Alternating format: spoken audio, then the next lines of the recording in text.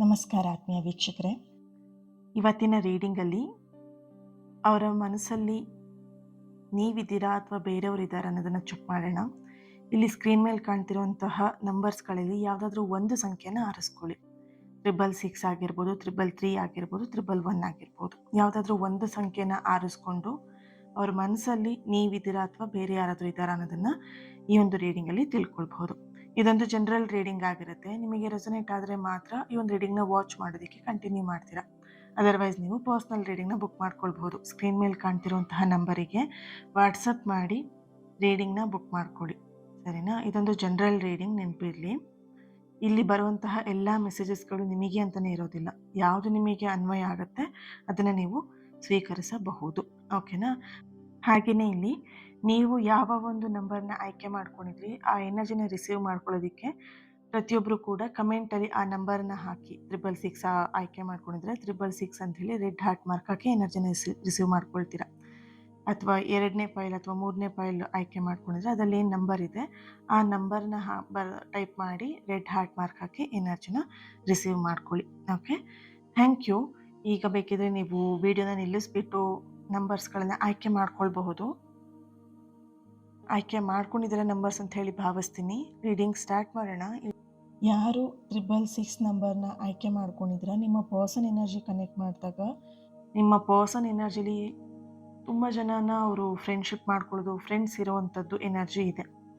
ತುಂಬ ಜನರ ಜೊತೆಗೆ ಅವರು ಮಾತಾಡ್ತಾ ಇದ್ದಾರೆ ಆ್ಯಂಡ್ ಅವ್ರ ಲೈಫಲ್ಲಿ ತುಂಬ ಜನ ಬಂದು ಹೋಗಿದ್ದಾರೆ ಕೂಡ.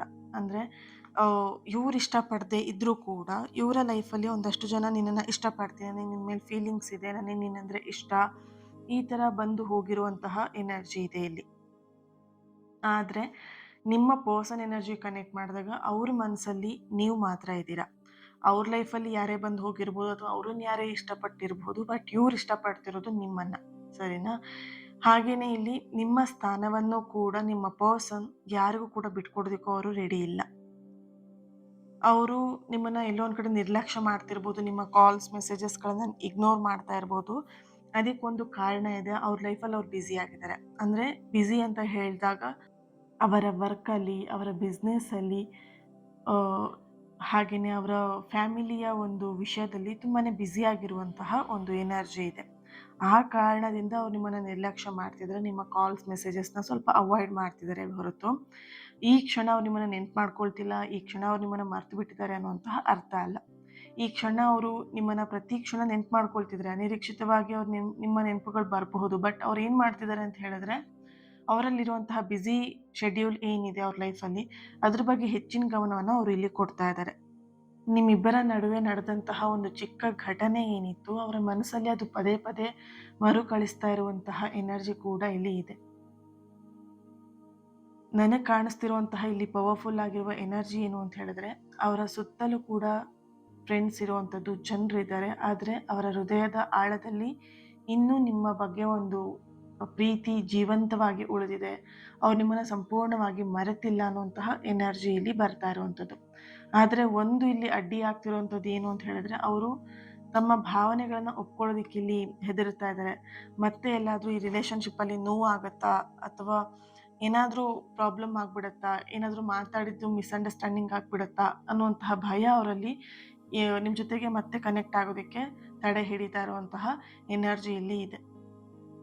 ನೀವು ಅವ್ರ ಮನಸ್ಸಲ್ಲಿ ಇದ್ದೀರಾ, ಆದರೆ ಅವರಿನ್ನೂ ತಮ್ಮ ಒಂದು ಹೃದಯದ ಭಾವನೆಯನ್ನು ಆ ಬಾಗಿಲನ್ನು ಸಂಪೂರ್ಣವಾಗಿ ಓಪನ್ ಮಾಡಿಲ್ಲ ಅನ್ನುವಂತಹ ಸಂದೇಶ ನಿಮಗಿಲ್ಲಿ ಸಿಗ್ತಾ ಇದೆ. ಕೆಲವೊಮ್ಮೆ ಲೈಫಲ್ಲಿ ದೂರ ಆದವರು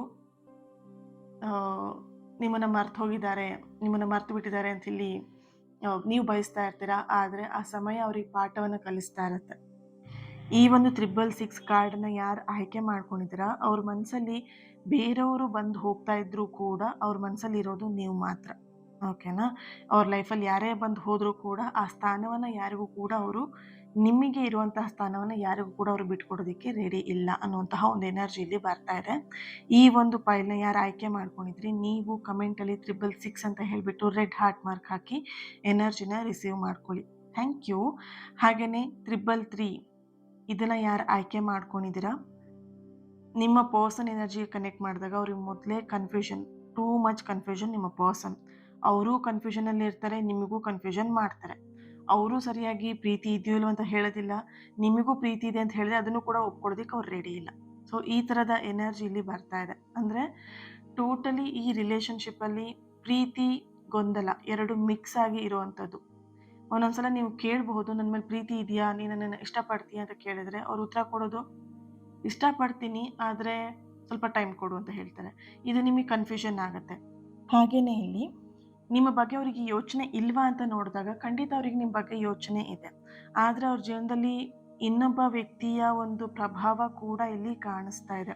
ಆ ನಿಮ್ಮ ಪರ್ಸನ್ ಏನು ಇವಾಗ ನೆನ್ಪು ಮಾಡ್ಕೊಂಡು ಈ ಒಂದು ನಂಬರ್‌ನ ನೀವು ಚೂಸ್ ಮಾಡ್ಕೊಂಡಿದ್ದೀರಾ, ನಿಮ್ಮ ವ್ಯಕ್ತಿಯಲ್ಲಿ ಇನ್ನೊಬ್ಬ ವ್ಯಕ್ತಿಯ ಒಂದು ಪ್ರಭಾವವನ್ನು ಕೂಡ ಇಲ್ಲಿ ಕಾಣಿಸ್ತಾ ಇದೆ. ಪ್ರಭಾವ ಅಂತ ನೋಡಿದಾಗ ಅವರ ವರ್ಕ್ ಮಾಡುವಂತಹ ಸ್ಥಳದಲ್ಲೇ ಇರಬಹುದು ಅಥವಾ ಫ್ರೆಂಡ್ ಪರಿಚಯನೂ ಕೂಡ ಇರಬಹುದು, ಚೈಲ್ಡ್‌ಹುಡ್ ಫ್ರೆಂಡ್ ಕೂಡ ಇರಬಹುದು. ಕೆಲವೊಂದು ಎನರ್ಜಿಲಿ ಅವ್ರ ಜೊತೆಗೆ ಫ್ರೆಂಡ್‌ಶಿಪ್ ಆಗಿ ಇದ್ರೂ ಕೂಡ, ಕೆಲವೊಂದು ಎನರ್ಜಿಲಿ ಅವ್ರ ಮೇಲೆ ಫೀಲಿಂಗ್ಸ್ ಇವ್ರಿಗಿಲ್ದೇ ಇದ್ರೂ ಅವರಿಗೆ ಇವ್ರ ಮೇಲೆ ಫೀಲಿಂಗ್ಸ್ ಇದೆ. ಹಾಗಾಗಿ ಅವ್ರೆಲ್ಲೋ ಒಂದ್ ಕಡೆ ಇವರಿಗೆ ಪ್ರಪೋಸ್ ಮಾಡೋದು ಅಥವಾ ಪ್ರೀತಿ ಬಗ್ಗೆ ಎಲ್ಲೋ ಒಂದ್ ಕಡೆ ಎಕ್ಸ್‌ಪ್ರೆಸ್ ಮಾಡ್ಕೊಳ್ಳೋದು, ಅವ್ರ ಭಾವನೆಗಳನ್ನ ಎಕ್ಸ್‌ಪ್ರೆಸ್ ಮಾಡ್ಕೊಳ್ಳೋದು, ಈ ಎಲ್ಲ ಕೆಲಸಗಳನ್ನ ಮಾಡ್ತಾ ಇದ್ದಾರೆ. ಹಾಗಾಗಿ ಈ ವ್ಯಕ್ತಿಗೆ ಎಲ್ಲೋ ಒಂದ್ ಕಡೆ ಕನ್ಫ್ಯೂಷನ್ ಇರೋದು. ನಾನು ಇಷ್ಟಪಡ್ತಿರೋ ವ್ಯಕ್ತಿನ ಇಷ್ಟಪಡ್ಬೇಕಾ ಅಥವಾ ನನ್ನನ್ನ ಇಷ್ಟಪಡ್ತಿರೋ ವ್ಯಕ್ತಿನ ಇಷ್ಟಪಡ್ಬೇಕಾ? ಈ ಒಂದು ಗೊಂದಲದಲ್ಲಿ ನಿಮ್ಮ ಪರ್ಸನ್ ಇರುವಂತಹ ಎನರ್ಜಿ ಇದೆ. ಇಲ್ಲಿ ಗೊಂದಲ ಅಂತ ಬಂದಾಗ 2 ಗೊಂದಲಗಳು ಕೂಡ ಇದೆ. ಅರ್ಥ ಮಾಡ್ಕೊಳ್ಳಿ. ಒಂದು ಅವರ ರಿಲೇಶನ್‌ಶಿಪ್ ಅಂದ್ರೆ ನಿಮ್ಮ ಪರ್ಸನ್ ಯಾವುದೋ ಒಂದು ರಿಲೇಶನ್‌ಶಿಪ್ ಅಲ್ಲಿ ಇರುವಂಥದ್ದು. ಇನ್ನೊಂದು ನಿಮ್ಮ ವಿಷಯದಲ್ಲೇ ಗೊಂದಲ ಇರುವಂಥದ್ದು. 2 ಕೂಡ ನಿಮ್ಮ ಪರ್ಸನ್ ಎನರ್ಜಿಲಿ ಬರ್ತಾ ಇದೆ. ಸರಿನಾ? ಹಾಗೆ ಇಲ್ಲಿ ನಿಮ್ಮ ಪರ್ಸನ್ ಎನರ್ಜಿಯಲ್ಲಿ ಕುಟುಂಬದ ಒತ್ತಡ ಕೂಡ ಇದೆ.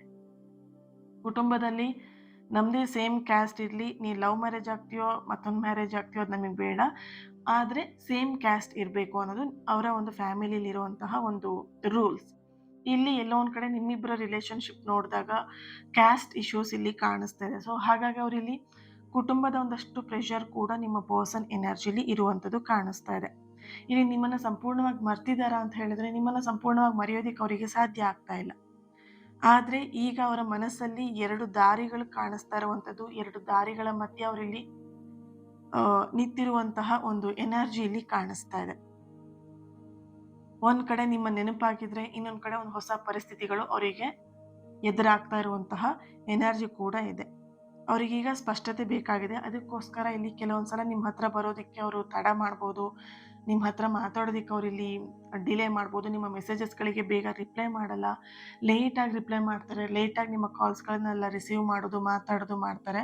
ಅವರಿಗಿಲ್ಲಿ ಕ್ಲಾರಿಟಿ ಇಲ್ಲ. ಹಾಗಾಗಿ ಅವರಿಲ್ಲಿ ನನಗೆ ಕ್ಲಾರಿಟಿ ಸಿಗುವ ಮುಂಚೆನೆ ನಾನು ಯಾವುದಕ್ಕೂ ಕೂಡ ಕಮಿಟ್ ಆಗೋದಿಲ್ಲ ಅನ್ನುವಂತಹ ನಿರ್ಧಾರಕ್ಕೆ ನಿಮ್ಮ ಪರ್ಸನ್ ಇದ್ದಾರೆ. ನೀವು ಅವ್ರ ಮನಸ್ಸಲ್ಲಿ ಇದ್ದೀರಾ, ಬಟ್ ಬೇರೆಯವರ ಒಂದು ಪ್ರಭಾವ ಕೂಡ ಇದೆ. 2 ಕೂಡ ಎನರ್ಜಿಯಲ್ಲಿ ಬರ್ತಾ ಇದೆ. ಓಕೆ. ಅಂತಿಮವಾಗಿ ನಿಮ್ಮ ಪರ್ಸನ್ ಇನ್ನೂ ಕೂಡ ನಿರ್ಧಾರವನ್ನ ಮಾಡಿಲ್ಲ ಅನ್ನುವಂತಹ ಒಂದು ಎನರ್ಜಿಯಲ್ಲಿ ಬರ್ತಾ ಇದೆ. ಒಂದು ಅರ್ಥ ಮಾಡ್ಕೊಳ್ಳಿ, ನಿಮಗೆ ಈ ಒಂದು ಸಂದೇಶ ಯೂನಿವರ್ಸ್‌ನ ಬರ್ತಾ ಇರುವಂಥದ್ದು. ಈ ಗೊಂದಲದ ನಿರ್ಧಾರದಲ್ಲಿ ನಿಮ್ಮ ಜೀವನದ ಒಂದು ಉದ್ದೇಶವನ್ನ ನೀವು ಮರೆಯದೇ ಇದ್ರೆ ಒಳ್ಳೇದು. ನಿಮ್ಮ ಒಂದು ವ್ಯಾಲ್ಯೂನ ಮರೆಯದೇ ಇದ್ರೆ ಒಳ್ಳೇದು ಅನ್ನುವಂತಹ ಒಂದು ಸಂದೇಶ ನಿಮಗಿಲ್ಲಿ ಯೂನಿವರ್ಸಿಂದ ಬರುವಂಥದ್ದಾಗಿದೆ. ಹಾಗೆ ನಿಮ್ಮ ಈಗಿನ ಈ ಒಂದು ಪರಿಸ್ಥಿತಿಗೆ ಒಂದು ಮಾತನ್ನ ಹೇಳ್ತೀನಿ, ಕರೆಕ್ಟಾಗಿ ಕೇಳಿಸ್ಕೊಳ್ಳಿ. ಒಬ್ಬ ವ್ಯಾಪಾರಿ 2 ವಸ್ತುಗಳನ್ನ ಇಟ್ಕೊಂಡಿರ್ತಾನೆ. ಒಂದು ಸಾಮಾನ್ಯವಾಗಿರುವಂತಹ ಕಲ್ಲು, ಇನ್ನೊಂದು ಕಲ್ಲಿನ ರೂಪದಲ್ಲೇ ಇರುವಂತಹ ಒಂದು ವಜ್ರ. ಬಹಳ ಜನ ಏನ್ ಮಾಡ್ತಾರೆ ಅಂತ ಹೇಳಿದ್ರೆ, ಕಲ್ಲು ಸ್ವಲ್ಪ ದೊಡ್ಡದಾಗಿರುತ್ತೆ. ಆ ಕಲ್ಲಿನ ರೂಪದಲ್ಲೇ ಇರುವಂತಹ ವಜ್ರ ಏನಾಗಿರುತ್ತೆ ಅದು ಚಿಕ್ಕದಾಗಿರುತ್ತೆ. ಅದನ್ನ ಕೊಂಡ್ಕೊಳ್ಳುವಂತಹ ಜನ ಏನ್ ಮಾಡ್ತಾರೆ ಅಂತ ಹೇಳಿದ್ರೆ, ತುಂಬಾ ದೊಡ್ಡದಾಗಿರುವಂತಹ ಕಲ್ಲನ್ನ ನೋಡ್ಬಿಟ್ಟು, ವಾವ್! ಈ ಕಲ್ಲು ತುಂಬಾ ದೊಡ್ಡದಾಗಿದೆ, ಇದು ಚೆನ್ನಾಗಿದೆ ಅಂತ ಹೇಳ್ಬಿಟ್ಟು ಆಯ್ಕೆ ಮಾಡ್ಕೊಳ್ತಾ ಇರ್ತಾರೆ. ಆದ್ರೆ ಕಲ್ಲಿನ ರೂಪದಲ್ಲೇ ಇರುವಂತಹ ವಜ್ರವನ್ನ ಏನ್ ಮಾಡ್ತಿರ್ತಾರೆ, ಅದು ಚಿಕ್ಕದಾಗಿದೆ ಅಲ್ವಾ? ಅದು ಪ್ರಮಾಣ ನೋಡ್ತಾರೆ. ಯಾವ್ದು ದೊಡ್ಡಕ್ಕಿದೆ, ಯಾವ್ದು ಚಿಕ್ಕಕ್ಕಿದೆ ಅಂತ ಹೇಳ್ಬಿಟ್ಟು. ಯಾವ್ದು ಚಿಕ್ಕಕ್ಕಿರುತ್ತೆ ಅದು ಚೆನ್ನಾಗಿಲ್ಲ ಅಂತ ಹೇಳ್ಬಿಟ್ಟು ಏನ್ ಮಾಡ್ತಾರೆ, ಕಂಪ್ಲೇಂಟ್ ಮಾಡ್ತಾ ಇರ್ತಾರೆ ಜನ. ಎಲ್ಲ ಜನ ಬಂದವರು ದೊಡ್ಡದಾಗಿರುವಂಥ ಕಲ್ಲನ್ನ ನೋಡ್ಕೊಂಡು ಅದ್ರ ಬಗ್ಗೆ ಮಾತುಕತೆನ ಮಾಡ್ತಾ ಇರ್ತಾರೆ. ಆದ್ರೆ ಕೊನೆಯಲ್ಲಿ ಒಬ್ಬ ವ್ಯಕ್ತಿ ಬರ್ತಾನೆ. ಗಮನಿಸಿ ಅವನು ನೋಡ್ತಾನೆ ಆ 2 ಕಲ್ಲನ್ನ. ಗಮನಿಸಿ ನೋಡಿದಾಗ ಅವನಿಗೆ ಗೊತ್ತಾಗತ್ತೆ, ಚಿಕ್ಕದಾಗಿರೋದು ಅದು ಕಲ್ಲಲ್ಲ, ಅದು ವಜ್ರ ಅಂತ ಹೇಳ್ಬಿಟ್ಟು. ಪ್ರತಿಯೊಬ್ರು ಬಂದವರು ಏನ್ ಮಾಡ್ತಾರೆ, ಸೈಜನ್ನ ನೋಡ್ತಾರೆ. ಬಟ್ ಈ ವ್ಯಕ್ತಿ ಗಮನಿಸಿ ಕಲ್ಲುಗಳನ್ನ ನೋಡ್ತಾನೆ. ಆಗ ಅವನಿಗೆ ಅರ್ಥ ಆಗತ್ತೆ ದೊಡ್ಡದಾಗಿರೋದು ಕಲ್ಲು, ಚಿಕ್ಕದಾಗಿರೋದು ವಜ್ರದ ರೀತಿಯಲ್ಲಿರುವಂತಹ ಕಲ್ಲು ಅಂತ ಹೇಳ್ಬಿಟ್ಟು ಅವನು ಆ ಚಿಕ್ಕದಾಗಿರುವಂತಹ ವಜ್ರದ ರೀತಿಯಲ್ಲಿರುವಂತಹ ಕಲ್ಲನ್ನ ಆಯ್ಕೆ ಮಾಡ್ಕೊಳ್ತಾನೆ. ನಿಮ್ಮ ಜೀವನದಲ್ಲೂ ಹಾಗೇನೆ.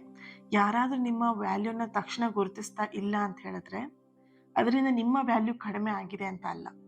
ಸರಿನಾ? ಇಲ್ಲಿ ನೀವು ಮಾಡ್ಬೇಕಾಗಿರೋದೇನು ಅಂತ ಹೇಳಿದ್ರೆ ನಿಮ್ಮ ಕೆಲಸವನ್ನ ನೀವು ಮಾಡ್ಬೇಕಾಗತ್ತೆ. ಸರಿಯಾದ ಸಮಯ ಬಂದಾಗ ಆ ಒಂದು ವಜ್ರ ಯಾವುದು, ಕಲ್ಲು ಯಾವುದು ಅನ್ನೋದು ನಿಮ್ಮ ಪರ್ಸನ್‌ಗೆ ಗೊತ್ತಾಗತ್ತೆ. ಅಲ್ಲಿವರೆಗೆ ನೀವು ತಾಳ್ಮೆಯಿಂದ ಅವರಿಗೆ ಸಮಯವನ್ನ ಕೊಡೋದು, ಅಂದ್ರೆ ಅವರಿಗೆ ಅರ್ಥ ಮಾಡ್ಕೊಳ್ಳೋದಕ್ಕೆ ಸಮಯ ಕೊಡೋದು, ನಿಮ್ಮ ಸಮಯವನ್ನ ನೀವು ವ್ಯರ್ಥ ಮಾಡದೆ ನಿಮ್ಮ ಲೈಫಲ್ಲಿ ಏನ್ ಮಾಡ್ಬೇಕಂತ ಇದ್ದೀರಾ ಅದ್ರ ಬಗ್ಗೆ ಗಮನ ಕೊಡೋದು ತುಂಬಾ ಒಳ್ಳೇದು. Okay, thank you. ಹಾಗೇನೆ 3ನೇ ಫೈಲ್ ಯಾರು 111ನ ಆಯ್ಕೆ ಮಾಡ್ಕೊಂಡಿದ್ದೀರಾ, ನಿಮ್ಮ ಪರ್ಸನ್ ಎನರ್ಜಿಗೆ ಕನೆಕ್ಟ್ ಮಾಡಿದಾಗ ಅವರ ಮನಸ್ಸಿನಲ್ಲಿ ಸಂಪೂರ್ಣವಾಗಿ ಆವರಿಸಿರುವಂಥದ್ದು ನೀವೇನೆ. ಇದು ಪವರ್ಫುಲ್ ಆಗಿ ಎನರ್ಜಿಲಿ ಬರ್ತಿರುವಂಥದ್ದು. ನೀವು ಈಗಲೂ ಕೂಡ ಅವರ ಮನಸ್ಸಲ್ಲಿ ಇದ್ದೀರಾ. ನೀವಿಬ್ರು ಇಲ್ಲಿ ದೂರ ಇರ್ಬೋದು, ಸಪ್ರೇಷನ್ ಅಲ್ಲಿ ಇರ್ಬೋದು, ನೋ ಕಾಂಟ್ಯಾಕ್ಟ್ ಅಲ್ಲಿ ಇರ್ಬೋದು, ಅಥವಾ ಇಬ್ರು ದೂರ ದೂರ ಆಗಿರ್ಬೋದು. ಆದ್ರೆ ಅವರ ಮನಸ್ಸಲ್ಲಿ ನೀವು ಈಗಲೂ ಕೂಡ ಒಂದು ಪ್ರಮುಖ ಸ್ಥಾನವನ್ನ ಪಡೆದಿದ್ದೀರಾ. ಪ್ರಮುಖ ವ್ಯಕ್ತಿಯಾಗಿ ನೀವು ಅವರ ಲೈಫಲ್ಲಿ ಇದ್ದೀರಾ. ನಿಮ್ ಜೊತೆಗೆ ಅವ್ರು ಇವಾಗ ಕಾಂಟ್ಯಾಕ್ಟ್ ಅಲ್ಲಿ ಇಲ್ಲ, ನಿಮ್ ಜೊತೆಗೆ ಅವ್ರು ಇವಾಗ ಮಾತಾಡ್ತಾ ಇಲ್ಲ. ಆದ್ರೆ ಪ್ರೀತಿ ಎಲ್ಲೂ ಕೂಡ ಕಡಿಮೆ ಆಗಿಲ್ಲ. ನಿಮ್ಮ ಬಗ್ಗೆ ಇದ್ದಂತಹ ಸ್ಥಾನ ಯಾವುದೇ ಕಾರಣಕ್ಕೂ ಅವರು ಕಡಿಮೆಯನ್ನ ಮಾಡಿಲ್ಲ. ಹಾಗೆ ಅವರ ಹೃದಯದ ಒಂದು ಭಾಗವಾಗಿ ಇನ್ನೂ ಕೂಡ ನೀವು ಅವರ ಮನಸ್ಸಲ್ಲಿ ಇದೀರಾ ಅನ್ನುವಂತಹ ಒಂದು ಎನರ್ಜಿ ಇಲ್ಲಿ ಬರ್ತಾ ಇದೆ. ಅವರ ಮನಸ್ಸು ಕೂಡ ನಿಮ್ಮ ಸುತ್ತಲೇ ಇನ್ನೂ ಕೂಡ ತಿರುಗ್ತಾ ಇರುವಂತದ್ದು. ಅವರು ನಿಮ್ಮನ್ನ ಮರ್ತು ಹೋಗಿದ್ದಾರೆ, ನಿಮ್ಮ ನೆನಪು ಅವರಿಗೆ ಕಾಡ್ತಾ ಇಲ್ಲ, ಅಥವಾ ಅವ್ರಿಗೆ ನಿಮ್ ನೆನಪು ಇಲ್ಲ ಅನ್ನುವಂಥದ್ದು, ಆ ಶಕ್ತಿ ಏನಿದೆ, ಆ ಒಂದು ಎನರ್ಜಿ ಏನಿದೆ ಇಲ್ಲಿ ಖಂಡಿತ ಕಾಣಿಸ್ತಾ ಇಲ್ಲ. ಅವರು ರಾತ್ರಿ ಹೊತ್ತಲ್ಲಿ ಹೆಚ್ಚಾಗಿ ನಿಮ್ಮ ಬಗ್ಗೆ ಯೋಚನೆ ಮಾಡ್ತಾರೆ. ಸೋಷಿಯಲ್ ಮೀಡಿಯಾದಲ್ಲಿ ನಿಮ್ಮ ಬಗ್ಗೆ ಅವ್ರು ಗಮನಿಸ್ತಾ ಇದ್ದಾರೆ. ನಿಮ್ಮ ಒಂದು ಆಕ್ಟಿವಿಟಿ ಸೋಷಿಯಲ್ ಮೀಡಿಯಾದಲ್ಲಿ ಹೇಗಿದೆ, ನೀವು ಯಾವ ಥರದ ಸ್ಟೇಟಸ್ನ ಹಾಕ್ತಾ ಇದ್ದೀರಾ, ಫೀಲ್ ಮಾಡ್ತಿರೋದು ಹಾಕ್ತಿದ್ದೀರೋ, ಅಥವಾ ಖುಷಿ ಪಡ್ತಿರೋದು ಹಾಕ್ತಿದ್ದೀರೋ, ಅಥವಾ ನನ್ನನ್ನು ಮಿಸ್ ಮಾಡ್ಕೊಳ್ತಿರೋ ರೀತಿಯಲ್ಲಿ ನೀವೇನಾದರೂ ಮೆಸೇಜಸ್ಗಳನ್ನ ಸ್ಟೇಟಸ್ಗಳನ್ನ ಹಾಕ್ತಾ ಇದ್ದೀರೋ, ಈ ಥರದೆಲ್ಲ ವಿಷಯಗಳನ್ನ ಅವ್ರು ಇಲ್ಲಿ ಗಮನಿಸ್ತಾ ಇದ್ದಾರೆ. ಕೆಲವರು ನಿಮ್ಮ ಪರ್ಸನ್ ಎನರ್ಜಿ ಕನೆಕ್ಟ್ ಮಾಡಿದಾಗ ಅವರ ಭಾವನೆಗಳನ್ನ ಎಲ್ಲ ಒಂದ್ ಕಡೆ ಮುಚ್ಚಿಟ್ಟು ಬದುಕ್ತಾ ಇರುವಂತಹ ಎನರ್ಜಿ ಕೂಡ ಇದೆ ಇಲ್ಲಿ. ಕಂಪ್ಲೀಟ್ ಆಗಿ ಈ ಎನರ್ಜಿ ಕನೆಕ್ಟ್ ಮಾಡಿದಾಗ ಮೊದಲನೇದಾಗನೇ ಪಾಸಿಟಿವ್ ಆಗಿ ಬರ್ತಿರುವಂತಹ ಎನರ್ಜಿ ಅವರ ಹೃದಯದಲ್ಲಿ, ಅವರ ಮನಸ್ಸಲ್ಲಿ ನಿಮ್ಮ ಹೆಸರು ಇನ್ನೂ ಕೂಡ ಅಳಿಸದೆ ಗುರುತಿನ ಹಾಗೆ ಇರುವಂತಹ ಎನರ್ಜಿ ಇಲ್ಲಿ ಬರ್ತಾ ಇದೆ. ನೀವು ಈ ಕ್ಷಣ ನೋ ಕಾಂಟ್ಯಾಕ್ಟ್ ಅಲ್ಲಿ ಇರ್ಬೋದು, ಯಾವುದೇ ಪರಿಸ್ಥಿತಿಯಲ್ಲಿ ಇದ್ರೂ ಕೂಡ ನಿಮ್ಮ ವ್ಯಕ್ತಿಯ ಎನರ್ಜಿಯಲ್ಲಿ ನೀವಿನ್ನೂ ಕೂಡ ಇದೀರಾ ಅನ್ನುವಂಥದ್ದು ಇಲ್ಲಿ ಕಾಣಿಸ್ತಾ ಇರೋವಂಥದ್ದು, ಫೈನಲ್ ಮೆಸೇಜ್ ಇಲ್ಲಿ ಬರ್ತಾ ಇರುವಂಥದ್ದು. ಓಕೆ, ಇಲ್ಲಿ ಪ್ರತಿಯೊಬ್ಬರು ಕೂಡ ಈ ಮಾತನ್ನ ನೆನ್ಪಿಟ್ಕೊಡಿ. ನೀವು ಅವ್ರ ಮನಸ್ಸಲ್ಲಿ ಇದ್ದೀರಾ ಅಥವಾ ಇಲ್ಲ ಅನ್ನೋದಕ್ಕಿಂತ ಹೆಚ್ಚಾಗಿ ನೀವು ನಿಮ್ಮ ಒಂದು ಸ್ವಂತ ಮನಸ್ಸಲ್ಲಿ ಎಷ್ಟು ವ್ಯಾಲ್ಯೂನ ಮಾಡಿದ್ದೀರಾ, ಎಷ್ಟು ವ್ಯಾಲ್ಯೂನ ಹೊಂದಿದ್ದೀರಾ ಅನ್ನೋದು ತುಂಬಾನೇ ಇಂಪಾರ್ಟೆಂಟ್ ಆಗಿರುತ್ತೆ. ಯಾಕಂತ ಹೇಳಿದ್ರೆ ನಿಮ್ಮನ್ನ ನಿಜವಾಗಿ ಪ್ರೀತಿ ಮಾಡುವಂತಹ ವ್ಯಕ್ತಿ ನಿಮ್ಮ ವ್ಯಾಲ್ಯೂನ ಅನುಮಾನಕ್ಕೆ ಒಳಪಡಿಸೋದಿಲ್ಲ ಅಲ್ವಾ? ಸೊ ಹಾಗಾಗಿ ಯೂನಿವರ್ಸ್ ನಿಮಗೆ ಪ್ರತಿಯೊಬ್ಬರಿಗೂ ಕೂಡ ಇಲ್ಲಿ 333 ಅಥವಾ 666, 111 ಅಂತ ಅಲ್ಲ, ಬಟ್ ಓವರ್ ಆಲ್ ಆಗಿ ಪ್ರತಿಯೊಬ್ಬರಿಗೂ ಕೂಡ ಹೇಳ್ತಿರೋಂತಹ ಎನರ್ಜಿ ಏನು ಅಂತ ಹೇಳಿದ್ರೆ, ನೀವು ಯಾರನ್ನಾದ್ರೂ ಕಾಯೋದಕ್ಕಿಂತ ಹೆಚ್ಚು ನಿಮ್ಮ ಜೀವನವೇ ನಿಮ್ಮನ್ನ ಕಾಯ್ತಾ ಇರುತ್ತೆ. ಇದನ್ನ ನೀವು ಅರ್ಥ ಮಾಡಿಕೊಂಡು ಲೈಫಲ್ಲಿ ಮುಂದುವರಿತಾ ಹೋಗಿ. Thank you so much. ಈ ಒಂದು ರೀಡಿಂಗ್ ನಿಮಗೆ ಕನೆಕ್ಟ್ ಆಗಿದೆ, ರೆಸೊನೇಟ್ ಆಗಿದೆ ಅಂತ ಹೇಳಿ ಭಾವಿಸ್ತೀನಿ. ಆ್ಯಂಡ್ ಇವತ್ತಿನ ಈ ಒಂದು ರೀಡಿಂಗಿಗೆ ಲೈಕ್ ಮಾಡಿ, ಶೇರ್ ಮಾಡಿ, ಆ್ಯಂಡ್ ಚಾನೆಲ್ನ ಸಬ್ಸ್ಕ್ರೈಬ್ ಮಾಡಿಕೊಂಡು ನನ್ನ ಜೊತೆಗೆ ಕನೆಕ್ಟ್ ಆಗಿ. ಇವತ್ತಿನ ದಿನ ಯಾರೆಲ್ಲ ಬರ್ತ್ಡೇ ಆ್ಯನಿವರ್ಸರಿನ ಸೆಲೆಬ್ರೇಟ್ ಮಾಡ್ಕೊಳ್ತಿದ್ದೀರಾ, ನಿಮಗೆಲ್ಲರಿಗೂ ಕೂಡ ಒಳ್ಳೆಯದಾಗಲಿ. ನಿಮ್ಮ ಸಕಾರಾತ್ಮಕವಾಗಿರುವಂತಹ ಎಲ್ಲ ಆಸೆ ಕನಸುಗಳು ಆದಷ್ಟು ಬೇಗ ನೆರವೇರಲಿ ಅಂತ ಹೇಳಿ ಬ್ಲೆಸ್ ಮಾಡ್ತಾ, ಹೀಲ್ ಮಾಡ್ತಾ ಇನ್ನೊಂದು ರೀಡಿಂಗಲ್ಲಿ ನಾನು ಸಿಗ್ತೀನಿ. ಅಲ್ಲಿವರೆಗೆ take care and God bless you all. Lots of love. ನಿಮ್ಮ ಪ್ರೀತಿ, ನಿಮ್ಮ ಸಪೋರ್ಟ್ ಇನ್ನಷ್ಟು ಪಾಸಿಟಿವ್ ರೀಡಿಂಗ್ನ ತೊಗೊಂಬರೋದಕ್ಕೆ ಅನುಕೂಲ ಆಗುತ್ತೆ. Thank you so much. God bless you all.